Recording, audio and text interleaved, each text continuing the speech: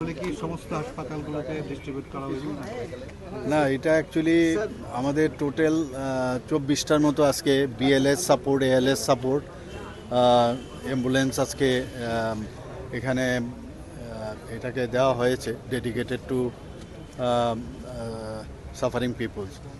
তো এখানে 20টা যেটা আছে বিশেষ করে ট্রমার ক্ষেত্রে বহু জায়গার মধ্যে অনেক পেশেন্টের সাংঘাতিক সমস্যা আপনারা জানেন। তো রাস্তার মধ্যে আনতে আনতে যদি এই ধরনের বিএলএস বা এএলএস সিস্টেম না থাকে তাহলে কিন্তু অনেক পেশেন্ট রাস্তায় নিতে নিতে কিন্তু অনেক সময় মারা যান। তো সেই জায়গায় এটাকে প্রপারলি যাতে পেশেন্টকে নিয়ে হাসপাতালে নিয়ে যাওয়া যায় তার জন্য এই যে আজকে 24টা এই বিএলএস মেইনলি এএলএস সাপোর্ট সেই ব্যবস্থার জন্য আপনারা দেখলেন খুব সুন্দর গাড়ি এবং খুবই ভালো গাড়ি এবং টাটা কোম্পানির থেকে এগুলো নেওয়া, এবং এতে করে প্রায় আমাকে যে রিপোর্ট করা হলো প্রায় 24 থেকে 25 লাখ টাকা করে এক একটা গাড়ির দাম, এবং টোটাল আমরা প্রায় 25 থেকে 25.5 কোটি টাকা, 5 থেকে 5.5 কোটি টাকা এর মধ্যে আমরা খরচ করেছি।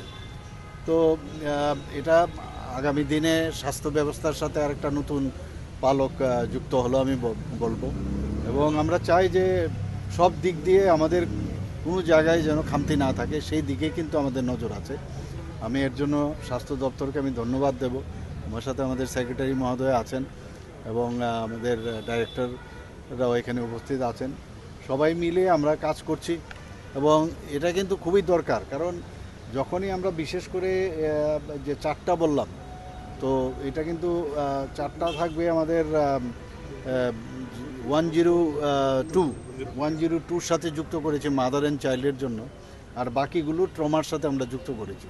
এতে করে এখন কিন্তু অনেকটা সুবিধা হবে, যখনই ওরা খবর পাবে সেই খবর পাওয়ার সাথে সাথে যখন পৌঁছে যাবে, এবং যেভাবে ভিতরটা আপনারা দেখেছেন ট্রলি যে কোনো একজনই আরামসে ট্রলিকে টানতে পারবে, এর জন্য দুজনেরও দরকার নেই। আর আস্তে আস্তে করে নিচে থেকে কিন্তু পাও খুলে যাচ্ছে, পাগুলোও কিন্তু রাস্তার মধ্যে আরামসে সেটা স্ট্যাটিক কন্ডিশনে সে একজন লোক ইচ্ছে করলে নিয়ে যেতে পারবে, মানে কোনো রকম খুব ইজি বিষয়টা।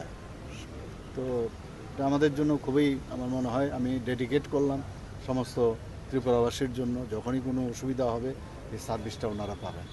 তার জন্য কি কোনো ট্রেনে কোনো লোক থাকবে গাড়ির সঙ্গে?